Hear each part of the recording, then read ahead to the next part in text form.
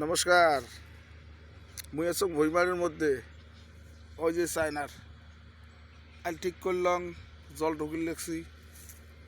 তো যাই হোক, একটা বহুদিনের পুরানা কথা মনত পড়লে, একটা সল্লকটা কাজ যদি পান উত্তরগুলি দেন।